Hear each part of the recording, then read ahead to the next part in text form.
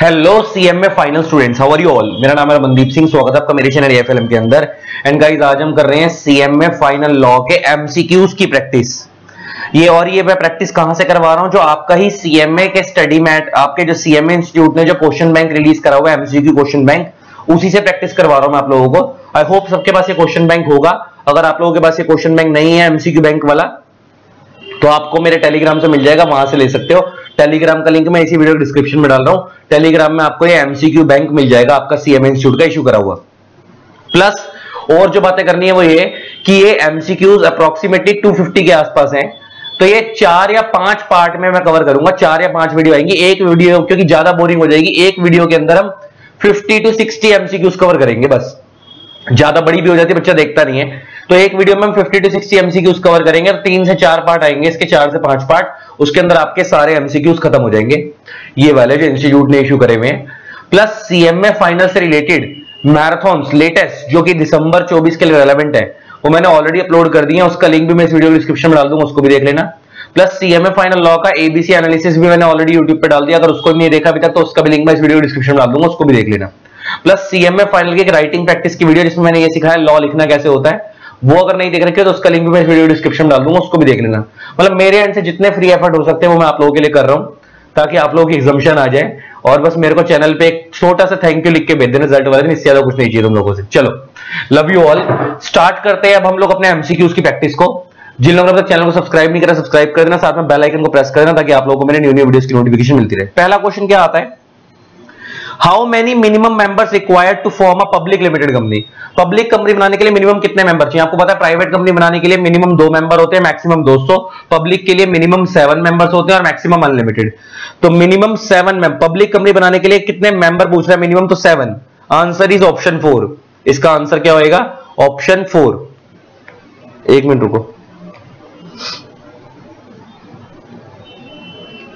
इसको ना मैं गूगल एज में खोल देता हूं।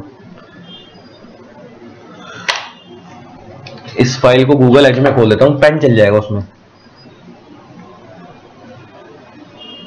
ओपन विथ मैं गूगल एज कह रहा हूं, सॉरी माइक्रोसॉफ्ट एज।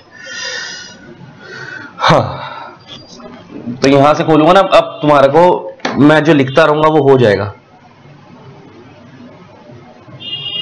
ड्रॉ, तो इसका आंसर होगा 7, ऑप्शन 4। एक पब्लिक कंपनी के अंदर मिनिमम 7 मेंबर्स चाहिए होते हैं। Next question, in order to be a government company 51% shares are held bye.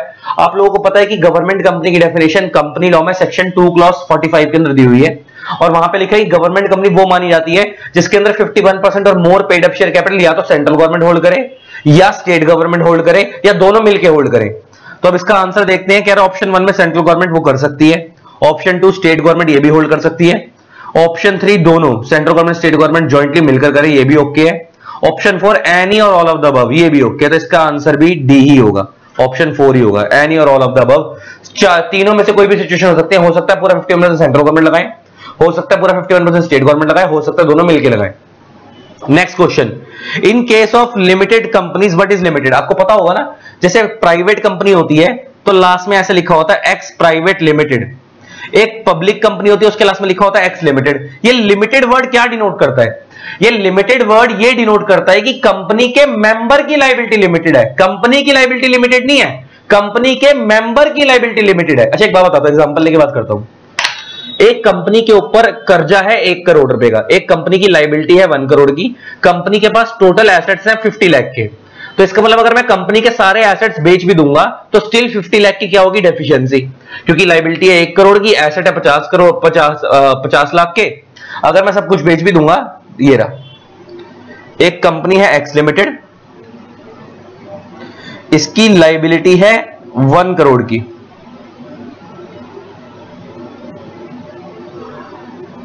Assets है 60 लाख के, 60 कर देते हैं। इसका मतलब अगर मैं इसके सारे एसेट्स बेच भी दूं, 60 लाख अगर मैं बेच भी दूं माइनस 1 करोड़, क्योंकि asset sold off liabilities paid of होती है, इसलिए मैंने ऐसे करा, तो 40 लाख रुपीस का क्या है लॉस, 40 लाख का क्या है, डेफिशिएंसी है, जिसको हम क्या बोल सकते हैं, डेफिशिएंसी है। मतलब इतना पैसा नहीं है हमारे पास, जो हमारी लायबिलिटी हम पूरी नहीं चुका पा रहे। तो क्या ये जो 40 लाख रुपीस कम पड़ रहे हैं, क्या शेयर होल्डर अपनी जेब से चुकाएंगे? Answer is no. Share holder को तो सिर्फ उतना ही चुकाना होता है जितना उसके शेयर पे अनपेड रह जाता है। अगर उसके फुल्ली पेड अप शेयर है तो उसकी लायबिलिटी जीरो होती है। तो इसका मतलब लिमिटेड वर्ड क्या डिनोट करता है कि कंपनी के शेयर होल्डर की लायबिलिटी, मेंबर की लायबिलिटी लिमिटेड है, कंपनी की तो अनलिमिटेड है। कंपनी का तो सब कुछ बिक रहा है, कंपनी की लायबिलिटी अनलिमिटेड होती है। देखो कंपनी का तो सब कुछ बिक ही रहा है ना, तो कंपनी की लायबिलिटी अनलिमिटेड है, कंपनी के मेंबर की लायबिलिटी लिमिटेड होती है। तो इसका आंसर होगा, कहां गया question? In case of limited companies what is limited? Shares limited है, liability of members, liability of members limited है। ऑप्शन 2 इसका आंसर होगा, option 2। Next, restriction in transfer of shares can be there in private company. आपको पता होगा कि private company के shares पे रिस्ट्रिक्शन होती है, वो फ्रीली ट्रांसफरेबल नहीं होते, लेकिन पब्लिक कंपनी के शेयर्स फ्रीली ट्रांसफरेबल होते हैं। तो इसका आंसर हो गया option 1। Next, foreign company is a company registered out of India but having a place of business in India. Foreign company कौन सी होती है? Which is registered outside India but having a place of business in India. जैसे आपको पता होगा McD, Domino's, ये बनी बाहर है लेकिन इनका प्लेस ऑफ बिजनेस इंडिया में है। तो having a place of business in India, conduct any business in India, need not have any business in India, और ईदर वन और टू, ये दोनों आना चाहिए। प्लेस ऑफ बिजनेस भी हो सकता है या conduct any business in India. Conduct any business पता है कहां से निकाला मैंने? पता नहीं, मैं तुम्हारे स्टडी मैट वालों ने इसका आंसर क्या दिया हुआ, एक बार पहले मैं चेक कर लेता हूं। वैसे इसका आंसर ये आएगा ऑप्शन 4। उसका रीजन बताता हूं। जैसे ये तो प्लेस ऑफ बिजनेस वाली बात हो गई। कंडक्ट वाले का एग्जांपल है अमेजॉन। अमेजॉन का फिजिकल प्लेस ऑफ बिजनेस नहीं है इंडिया में, लेकिन वर्चुअल प्लेस ऑफ बिजनेस है, और वो इंडिया में बिजनेस कंडक्ट कर रहा है वर्चुअली, तो वो कंडक्ट के अंदर आ गया, प्लेस ऑफ बिजनेस में नहीं आया। लेकिन मैकडी और डोमिनोज का प्लेस ऑफ बिजनेस है। इसका आंसर ऑप्शन 1 भी हो सकता है, 2 भी हो सकता है। इसका डी होना चाहिए, इसका आंसर ऑप्शन 4 होना चाहिए, ईदर 1 और 2। क्वेश्चन 5 का जरा देखते हैं इन्होंने आंसर क्या दे रखा है।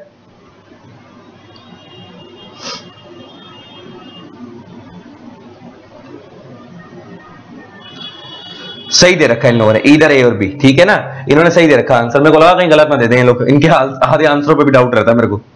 तो इधर ए और बी, तो इसका आंसर होगा डी, ऑप्शन 4 होगा इसका आंसर। तो इसका आंसर होगा ऑप्शन 4, जो हमने लिखा इधर ए और बी। तो इसको यहां पे कंफ्यूजन ना हो तो इसको हटा देता हूं, ठीक है ना। तो इसका आंसर है इधर ए और बी, ए भी ओके है, बी भी ओके है। तो इसका आंसर होगा option 4। Next, Which company do not have any significant accounting transaction? इसको हम बोलते हैं डोरमेंट कंपनी। आप लोगों ने डोरमेंट कंपनी पढ़ा होगा। डोरमेंट कंपनी कौन सी कंपनी होती है? इनएक्टिव कंपनी, जो फिजिकली एक्टिव नहीं है। तो उसके अंदर आपको पता होगा डोरमेंट कंपनी को सिग्निफिकेंट अकाउंटिंग ट्रांजैक्शन, मतलब बड़ी बड़ी ट्रांजैक्शन करना अलाउड नहीं होता। तो इसका आंसर होगा डोरमेंट कंपनी, मतलब option 3, option 3। Next, life insurance corporation is what? A statutory corporation but not PFI, a statutory corporation and PFI, government company, none of the above. ये आएगा, इसका आंसर आएगा B, option 2, a statutory corporation and PFI. आपको पता होगा life insurance corporation एक खुद के एक्ट से बनी हुई है। तो जो एलआईसी का इंडिया में खुद का एक्ट है, एलआईसी एक्ट। तो आपको पता होगा जो भी एंटिटी इंडिया में खुद के एक्ट से बनती है उसको हम स्टैट्यूटरी कॉर्पोरेशन बोलते हैं। तो पहली बात, एलआईसी स्टैट्यूटरी कॉर्पोरेशन है। दूसरा, हम लोगों ने कंपनी लॉ में सेक्शन 2 क्लॉज 72 पढ़ा है, पीएफआई, पब्लिक फाइनेंशियल इंस्टीट्यूशन, और पीएफआई की डेफिनेशन में एलआईसी भी कवर है, यूटीआई भी कवर है। तो LIC is a part of PFI. तो एलआईसी तुमसे अगर कोई पूछे तो एलआईसी स्टैट्यूटरी कॉर्पोरेशन भी है और पीएफआई भी है। Next, person who signed the memorandum are called promoter, shareholder, subscriber to memorandum, MOA और members। इसका आंसर होगा सी, सब्सक्राइबर टू मेमोरेंडम। जब भी कोई कंपनी बनती है तो बनते के टाइम पे जो लोग एमओए में साइन करते हैं वो कौन होते हैं? वही लोग कंपनी बनने के बाद शेयर होल्डर बन जाते हैं, लेकिन कंपनी बनने के टाइम पे जब वो साइन करते हैं उन्हें हम बोलते हैं सब्सक्राइबर्स टू मेमोरेंडम। उन्हें हम क्या बोलते हैं?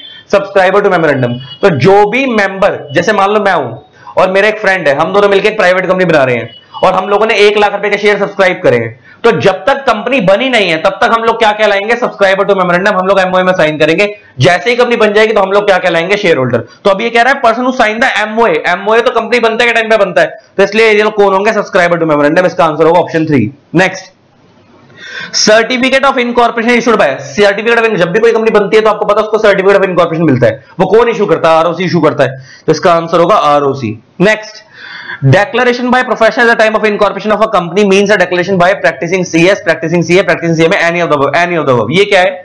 जब भी कोई कंपनी बनती है ना तो उसमें किसी प्रोफेशनल से एक डेक्लेरेशन लगवानी पड़ती है। वो डेक्लेरेशन में ये लिखा होता है कि इन्होंने कंपनी बनते वक्त सारे लॉ फॉलो करे हैं और कोई भी डिफॉल्ट नहीं करा है। उस डेक्लेरेशन पे किसी सीए के भी साइन हो सकते हैं, किसी सीएस के भी हो सकते हैं, किसी सीएमए के भी हो सकते हैं। इसलिए इसका आंसर आ गया any of the above, option 4। Next, change of registered office with in a city, town और विलेज। इसमें क्या चाहिए होगा आपको? Board resolution. अगर कोई कंपनी लोकल लेवल पे, जैसे मान लो कोई कंपनी दिल्ली में है और वो चांदनी चौक से कैनॉट प्लेस शिफ्ट हो रही है, तो उसको कौन सा रेजोल्यूशन पास करवाना होता है? बोर्ड रेजोल्यूशन पास करवाना पड़ता है। लेकिन अगर कोई कंपनी स्टेट चेंज कर रही है तो स्पेशल रेजोल्यूशन पास कराना पड़ता है। लेकिन यहां स्टेट नहीं है, with in the city town और विलेज है, सिटी के भी अंदर अंदर है, तो यहां पे बीआर पास कराना पड़ता है, बोर्ड रेजोल्यूशन। इसका आंसर होगा option 2। Next, section eight companies can not, section eight companies क्या नहीं कर सकती? डिविडेंड डिक्लेयर नहीं कर सकती, प्रॉफिट तो कमा सकती हैं। सेक्शनेट कंपनी, जब आप लोगों ने पढ़ा होगा सेक्शनेट कंपनीज कौन सी कंपनीज होती है? Non profit companies. तो सेक्शनेट कंपनीज को प्रॉफिट कमाना मना नहीं है, लेकिन वो कमा तो सकती हैं, लेकिन वो जो भी प्रॉफिट कमाएंगी अपने ही बिजनेस में री इन्वेस्ट करेंगे, डिविडेंड की फॉर्म में नहीं बांटेंगी। तो इसका आंसर आएगा section eight companies can not distribute dividend, इसका आंसर आएगा option C. Next, ABC Limited is registered in India with 100% shares being held by KYZ Limited, a company listed in UK। यहीं रुक जाओ, having no business in India, उसका India में कोई business नहीं है। तो ABC Limited is a, अब जरा सुनना बात ध्यान से, पहले तो वो क्या कह रहा है, क्वेश्चन क्या है? एक कंपनी है ABC Limited, एक कंपनी है KYZ Limited, ये यूएसए में इनकॉर्पोरेट हुई है,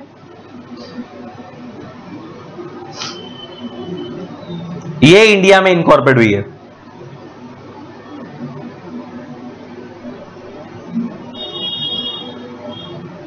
और इस कंपनी के अंदर 100% शेयर्स KYZ लिमिटेड ने होल्ड कर रखे हैं।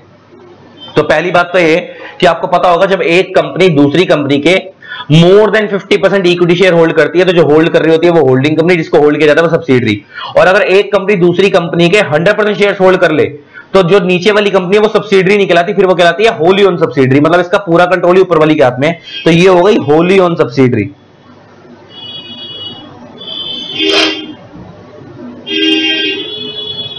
और ये ऊपर वाली हो गई होल्डिंग कंपनी।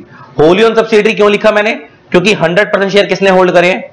KYZ limited. आज थोड़ी सी तबियत ठीक नहीं है, कोल्ड हो रहा है। तो होल्डिंग KYZ लिमिटेड क्या है? Holding company. और ABC लिमिटेड क्या है? Holi own subsidiary company. क्यों? क्योंकि इसने इसके अंदर 100% शेयर होल्ड कर रखे हैं। तुमसे पूछ रहा है, क्या पूछ रहा है तुमसे? क्वेश्चन क्या था? क्वेश्चन ये था कि ABC लिमिटेड जो है वो 100% शेयर्स उसके किसने होल्ड कर रखे? KYZ ने। Is a company study in UK having no business. तो ABC लिमिटेड क्या कहलाएगी? तो ABC लिमिटेड में कुछ नहीं कहलाएगी, वो इंडियन कंपनी कहलाएगी और फॉरेन कंपनी की सब्सिडरी कहलाएगी। बनी तो इंडिया में है ना। ABC लिमिटेड का क्या स्टेटस है? तो ABC लिमिटेड इंडिया में बनी है, तो ये इंडियन कंपनी कहलाएगी। और साथ में इंडियन कंपनी तो है ही, साथ में क्योंकि इसको फॉरेन कंपनी ने होल्ड कर रखा है, तो प्लस ये होली ओन सब्सिडरी भी कहलाएगी। किसकी? फॉरेन कंपनी की। अब ये तो इसका आंसर हो गया जो मैंने दिया है। तुम्हारे स्टडी मैट में इसका आंसर गलत दिया हुआ है। साथ में ये होली ओन सब्सिडरी भी हो गई, दोनों हो गई ना, क्योंकि एक कंपनी ने दूसरी कंपनी का 100% शेयर होल्ड कर लिया, तो जो होल्ड कर रही है वो होल्डिंग, जिसको होल्ड किया जा रहा है वो होली ओन सब्सिडरी। तो ये इंडियन कंपनी इंडिया में बनी है, भले इसमें 100% शेयर बाहर वाले के, उससे फर्क नहीं पड़ रहा, बनी तो इंडिया में है ना, तो इंडियन ही कहलाएगी। तो ये इंडियन कंपनी है, प्लस 100% कंट्रोल बाहर वाली के हाथ में, तो ये उसकी क्या कहलाएगी? Wholly own subsidiary. तो ये दोनों कहलाएगी, इंडियन कंपनी भी कहलाएगी, होली ओन सब्सिडरी भी कहलाएगी। तो अब इसका आंसर जो है तुम्हारे स्टडी मैट में यह पूछ रहा है क्या क्या कहलाएगी? क्या ये इंडियन कंपनी कहलाएगी? Answer is yes, Indian company कहलाएगी। क्या ये फॉरेन कहलाएगी? नहीं, क्योंकि बनी तो इंडिया में है। क्या ये wholly own subsidiary of a company कहलाएगी? Foreign company but Indian company. Wholly own subsidiary of a foreign company but Indian company. Answer is yes, ये होना चाहिए था इसका आंसर, कि फॉरेन कंपनी की होली ओन सब्सिडरी भी है लेकिन इंडियन है, बनी इंडिया में, इंडियन है, लेकिन होली ओन सब्सिडरी किसकी है? फॉरेन की। तो इसका आंसर ऑप्शन सी होना चाहिए था, लेकिन तुम्हारे स्टडी मेट वालों ने इसका आंसर ऑप्शन ए दिया हुआ है, विच इज रॉन्ग। इसका आंसर ऑप्शन सी होना चाहिए था, लेकिन तुम पेपर में ऑप्शन ए लिख कर आना, क्योंकि पता चले अगर ये लोग यहीं से एमसीक्यू कॉपी कर दें तो, और तुम सी लिख कर आ जाओ तो 0 कर दें, तो तुम इसका आंसर इंडियन कंपनी लिख कर आना, लेकिन इसका एक्चुअल आंसर सी होना चाहिए था, ऑप्शन 3 होना चाहिए था। ये गलत आंसर है जो इन्होंने इंडियन कंपनी लिखा। खाली इंडियन तो है, लेकिन साथ में होली ओन सब्सिडरी भी तो है फॉरेन कंपनी की, तो इसका answer but Indian company and Holi own subsidiary foreign company, ये होना चाहिए था ऑप्शन 3। लेकिन इन्होंने जो आंसर दिया हुआ वो मेरे ख्याल से ऑप्शन ए दिया हुआ है। एक बार 13 का आंसर देखते हैं।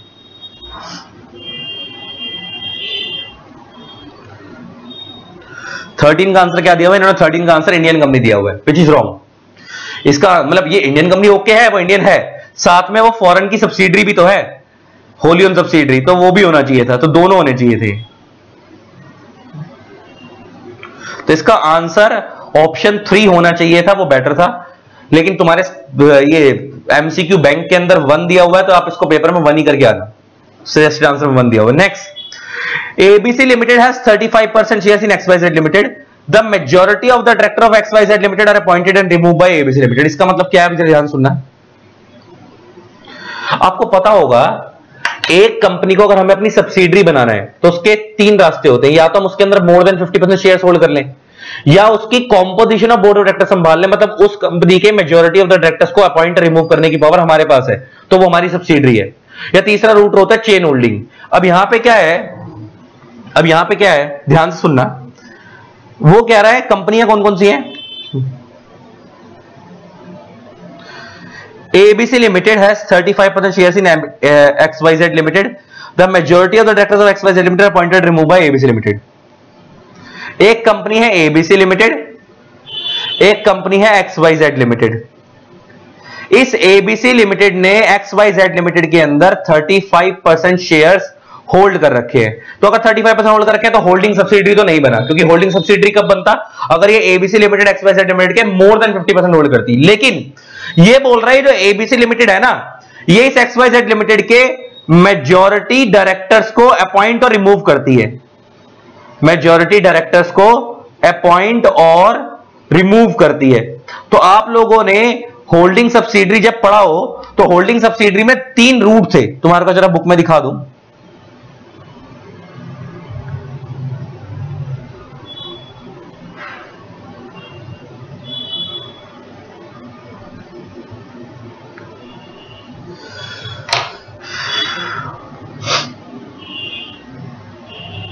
होल्डिंग सब्सिडरी,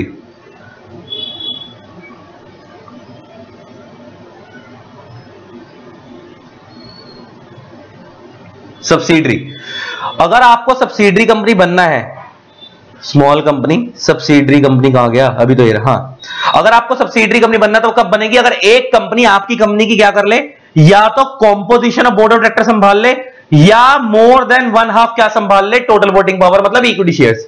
या फिर तीसरा होता है चेन होल्डिंग, इसको हम बोलते हैं चेन होल्डिंग। ये चेन होल्डिंग क्या होता है? ए की सब्सिडरी बी है, बी की सब्सिडरी सी है, तो इनडायरेक्टली सी ए की भी मानी जाएगी, इसे हम बोलते हैं चेन होल्डिंग। तीन रूट होते हैं। तो इसमें देखो, अगर हम यहां पे देखें इस एग्जांपल में चेन होल्डिंग तो हो नहीं रहा। इस एग्जांपल में अगर हम देखें, जो ये वाला एग्जांपल था, यहां पे चेन होल्डिंग तो नहीं हो रहा। ये एग्जांपल मैंने कहां बनाया था? यहां बनाया था। चेन होल्डिंग तो नहीं हो रहा। दूसरा एग्जांपल था कि अगर एक कंपनी दूसरी कंपनी के more than 50% equity share hold कर ले, वो भी नहीं हो रहा। तीसरा था कि अगर एक कंपनी दूसरी कंपनी की composition of board of director संभाल ले, और composition of board of director यहां पे लिखा ना, एक कंपनी दूसरी कंपनी क्या संभाल ले? Composition of board of director. Composition of board of director का क्या मतलब होता है? यहां पे जरा देखो, नीचे की तरफ लिखा हुआ है। अच्छा, वो यहां से हट गया।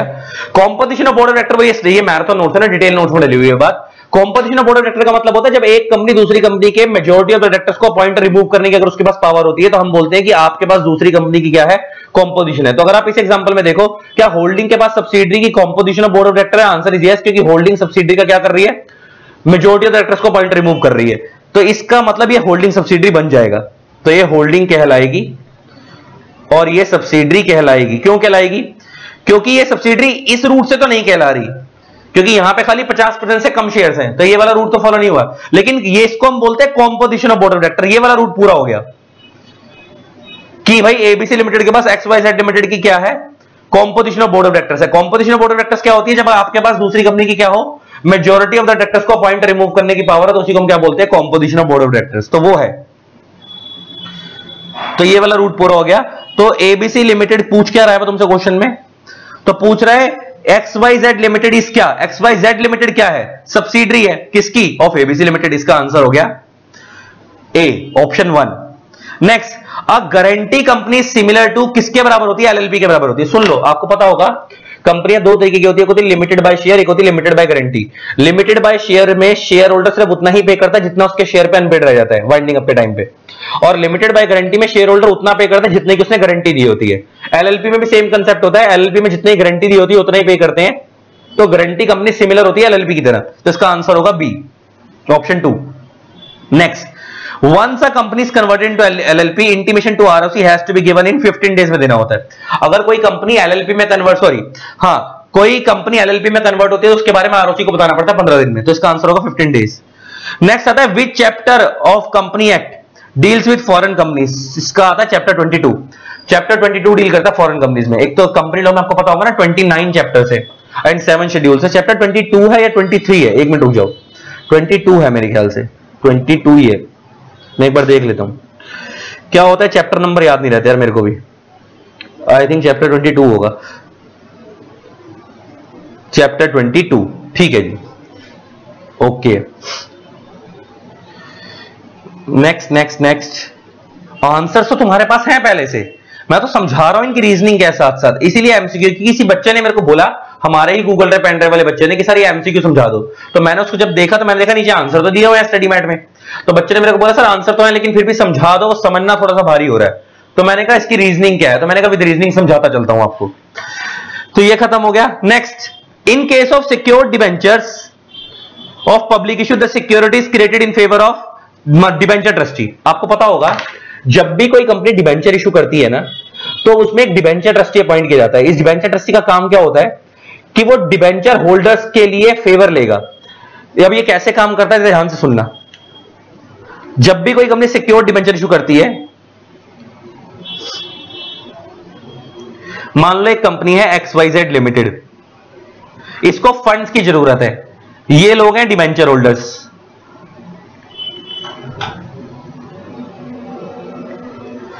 इन्होंने इस कंपनी को 100 करोड़ रुपए का फंड दिया,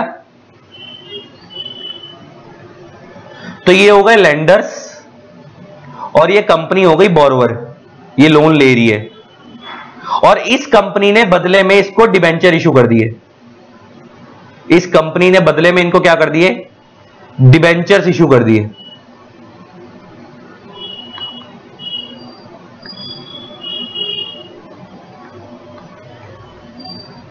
इस कंपनी ने बदले में डिबेंचर होल्डर्स को क्या इशू कर दिया, डिबेंचर्स इशू कर दिए। अब ये डिबेंचर होल्डर्स कह रहे हैं कि भाई हम कैसे मान ले कि तुम हमारा पैसा चुका दोगे, बदले में हमारे पास कोई चीज गिरवी रखवाओ, तो उसको हम बोलते हैं सिक्योर्ड डिबेंचर। तो अभी ना जब ये डिबेंचर्स इशू होते हैं, तो इन डिबेंचर्स के लिए जब सिक्योर्ड डिबेंचर है तो ये प्रॉपर्टी कुछ मॉर्गेज करेंगे, ये क्या करेंगे, अपनी कोई प्रॉपर्टी मॉर्गेज करेंगे, किसके पास, डिबेंचर होल्डर्स के पास। अब ये प्रॉपर्टी क्यों मॉर्गेज करी गई है कि कल को अगर ये कंपनी लोन का पैसा नहीं चुका पाएगी तो डिबेंचर होल्डर इस प्रॉपर्टी को बेच के पैसा रिकवर कर लेंगे। लेकिन इस प्रॉपर्टी का ध्यान रखने के लिए एक बंदा अपॉइंट किया जाता है, उसे हम बोलते हैं डिबेंचर ट्रस्टी, उसे हम क्या बोलते हैं, डिबेंचर ट्रस्टी। ये क्या करता है, ये इस प्रॉपर्टी की टेक केयर करेगा। ये इंटर का क्वेश्चन है, वैसे सीएम में इंटर का आपके फाइनल में पूछ लिया इन लोगों ने, सीएम में इंटर का क्वेश्चन है। तो ये डिबेंचर ट्रस्टी क्या करेगा, इस प्रॉपर्टी की टेक केयर करेगा, और कल को अगर ये कंपनी इन डिबेंचर होल्डर्स को पैसा वापस नहीं करती तो ये प्रॉपर्टी बेच के पैसा रिकवर करवाएगा।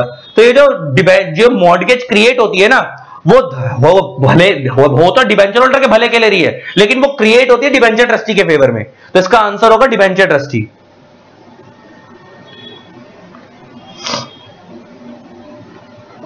साला बोला भी नहीं जा रहा, तबीयत खराब है ना। नेक्स्ट, देख तो पता ही आपको जुकाम में साला बोला भी नहीं जाता, कोल्ड हो जाए, कफ हो जाए, बोला ही नहीं जाता। Next, fully convertible debenture is a, fully convertible debenture क्या है। अच्छा एक चीज रखना, पूरे कंपनी लॉ में जहां भी वर्ड आ जाए कन्वर्टेबल, तो कन्वर्टेबल का मतलब होता है कन्वर्टेबल इनटू इक्विटी। जैसे कन्वर्टेबल डिबेंचर हो गए तो मतलब वो फ्यूचर में किस में कन्वर्ट होंगे, इक्विटी में कन्वर्ट होंगे। कन्वर्टेबल प्रेफरेंस शेयर है तो फ्यूचर में किस में कन्वर्ट होंगे, इक्विटी में कन्वर्ट होंगे। लेकिन जब तक वो कन्वर्ट नहीं हो रहे हैं तब तक वो वही है जो है। जैसे अगर हम बोले फुल्ली कन्वर्टेबल डिबेंचर, तो फ्यूचर में वो इक्विटी में कन्वर्ट होंगे, लेकिन अभी तो वो डिबेंचर ही है। तो फुल्ली कन्वर्टेबल डिबेंचर इज क्या, डेट इंस्ट्रूमेंट। तो अभी तो वो डिबेंचर ही है, फ्यूचर में वो इक्विटी में कन्वर्ट होगा, लेकिन अभी के लिए वो क्या है, डेट इंस्ट्रूमेंट है। Next, register of deposit. Register of deposit क्या है, is voluntary, is mandatory but particulars में vary, is mandatory with particulars as per rules और is not to be mandatory. हर एक कंपनी जब भी डिपॉजिट के होते हैं एफडी, जब भी कोई कंपनी डिपॉजिट की फॉर्म में पैसा लेती है मार्केट से, तो उसको एक रजिस्टर मेंटेन करना होता है और वो मैंडेटरी होता है और एज पर रूल्स मेंटेन करना होता है। तो इसका आंसर होगा ऑप्शन सी, ऑप्शन 3। ये 20 का आंसर होगा, आंसर क्वेश्चन नंबर 20 का। अ debenture trustee can be any bank, any NBFC, any merchant banker, any entity registered with SEBI. इसका आंसर होगा option 4, any entity. Debenture trustee India में कोई भी बन सकता है, कोई बैंक हो सकता है, कोई एनबीएफसी हो सकती है, बस उसको सेबी के पास अपने आप को रजिस्टर करना पड़ता है, कोई भी बन सकता है। Next, loan in parlance. Parlance का मतलब होता है लैंग्वेज। लोन इन, अगर कंपनी एक्ट के अकॉर्डिंग हम लोन का मतलब क्या होता है, कंपनी एक्ट के अकॉर्डिंग लोन का मतलब होता है कैश क्रेडिट। कैश क्रेडिट का ऑप्शन है ये रहा, कैश क्रेडिट, कि कैश में हमने किसी को पैसा दिया, cash credit. Next, in case of deposits by the company, no brokerage can be given, any amount of brokerage can be given, rate of brokerage shall be determined as per RBI regulations. का answer होगा, और rate of brokerage shall be determined as per SEBI regulations. का answer होगा RBI regulations. जब भी कोई company deposit issue करती है, डिपॉजिट सेबी तो तब लगेगा जब लिस्टेड कंपनी होती है, और वो अगर मगर यहां तो डिपॉजिट्स के रेट ऑफ इंटरेस्ट की बात हो रही है, तो लिस्टेड हो या अनलिस्टेड हो, rate of interest RBI he decide करता है। जैसे जैसे बैंक आपके पास आप एफडी करवाते हो तो बैंक बदले में आपको क्या देता है, इंटरेस्ट देता है। ऐसे सेम कंपनीज भी एफडी की स्कीम लेकर आती हैं और कंपनीज बदले में आपको इंटरेस्ट देती हैं, और रेट ऑफ इंटरेस्ट कितना होगा वो आरबीआई डिसाइड करता है, और इसी को हम एफडी बोलते हैं, और इसी को कंपनी लॉ में डिपॉजिट्स बोलते हैं। तो इसका आंसर होगा rate of brokerage shall be determined as per the RBI regulations. Next, once declared in AGM dividend, अच्छा डिविडेंड अगर एक बार एजीएम में डिक्लेयर हो जाए कैन नॉट बी रिवोक, कभी भी कैंसिल नहीं हो सकता। तो इसका आंसर होगा ऑप्शन 2। आपको पता होगा जब भी कोई कंपनी डिविडेंड डिक्लेयर करती है तो एक वो कंपनी के लिए लायबिलिटी बन जाती है, अब वो मुकर नहीं सकती, वो उसको देना ही पड़ता है, it can not be revoke. तो इसका आंसर होगा ऑप्शन 2। आईपीएफ क्या होता है? IPF stands for investor education protection fund. इसका सेक्शन 125 है कंपनी लॉ में, ये इन्वेस्टर्स के भले के लिए फंड क्रिएट किया गया है। तो इसका आंसर होगा इन्वेस्टर एजुकेशन प्रोटेक्शन फंड, ये इन्वेस्टर एजुकेशन प्रोटेक्शन फंड, इसका आंसर होगा option 4।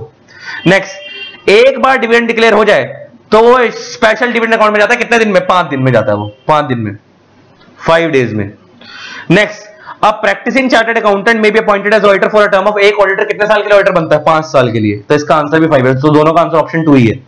Next, director responsibility statement is a part of, director responsibility statement क्या होती है कि डायरेक्टर्स की कंपनी के प्रति कुछ रिस्पॉन्सिबिलिटीज होती हैं कि कंपनी के लिए फ्यूचर के बारे में क्या सोच रहे हैं, कंपनी के पास्ट के बारे में उन्होंने क्या एक्शंस लिए, उसकी एक रिपोर्ट स्टेटमेंट रेडी करनी होती है, उसे हम बोलते हैं डायरेक्टर रिस्पॉन्सिबिलिटी स्टेटमेंट। ये बोर्ड रिपोर्ट का पार्ट होती है। तो ये पूछ रहा है कि डायरेक्टर रिस्पॉन्सिबिलिटी स्टेटमेंट किसका पार्ट है, तो ये बोर्ड रिपोर्ट का पार्ट है, ये रहा इसका आंसर। नेक्स्ट, नफरा क्या है? NFRA stands for national financial reporting authority. तो इसका आंसर हो गया A, national financial reporting authority. Who is a statutory auditor? Statutory auditor कौन होता है? स्टैट्यूटरी ऑडिटर सीए होता है, प्रैक्टिसिंग सीए। इसका आंसर हो गया ये option 3। In normal course board report के ऊपर कौन साइन करता है? नॉर्मली बोर्ड रिपोर्ट पे चेयरमैन साइन करता है अगर डायरेक्टर ने ऑथराइज कर रखा है, और अगर चेयरमैन को डायरेक्टर ने ऑथराइज नहीं कर रखा तो 2 डायरेक्टर साइन करते हैं। तो इसका इधर तो लिखा हुआ है chairman with the authority of board, तो इसका आंसर हो गया बी। एक था, पहला था without the authority of board, दूसरा था with the authority of board, तो इसका आंसर हो गया B, option 2। Next, what is CAG? CAG stands for controller and auditor general of India. Controller and auditor general of India, ये रहा controller auditor general, ये रहा क्या है? Controller auditor general. इसका आंसर होगा option C. Next, the financial statement are to be filed with register. आपको पता होगा जो हर एक कंपनी को हर साल अपनी फाइनेंशियल स्टेटमेंट की कॉपी आरओसी को फाइल करनी होती है, पता कौन से फॉर्म में जाती है? वो एओसी 4 में।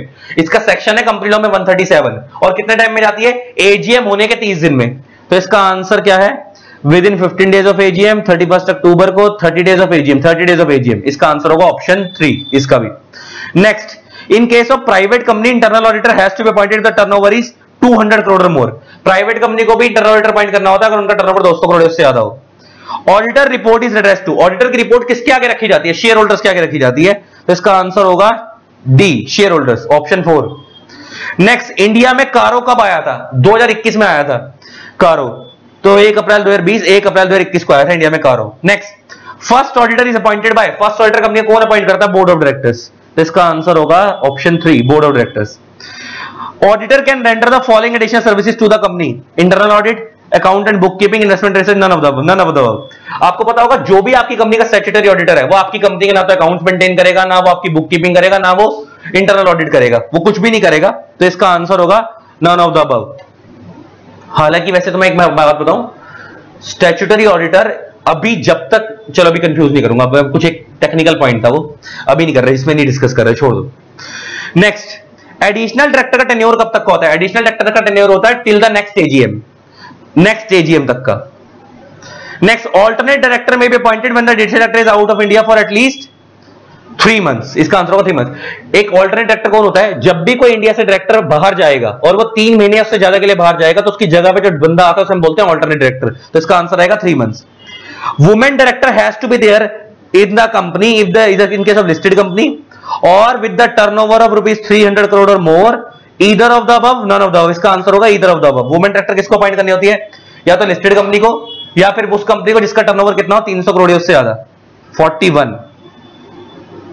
तो 41 का आंसर है 41, either of the above। ठीक है ना। नेक्स्ट,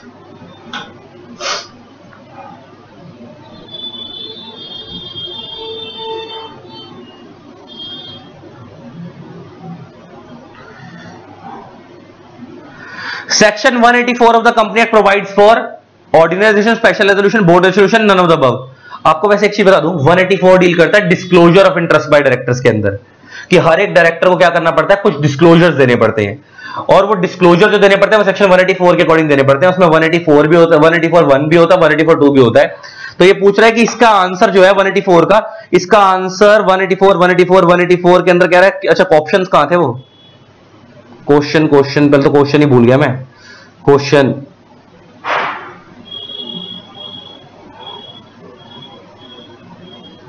कहां गया?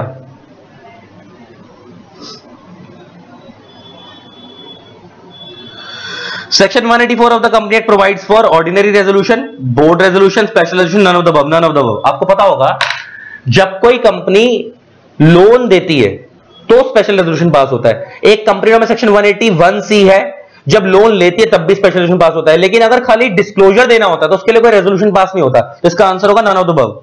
Next, a whole time director is appointed for a term of 5 years। Whole time director 5 साल के लिए अपॉइंट होता है।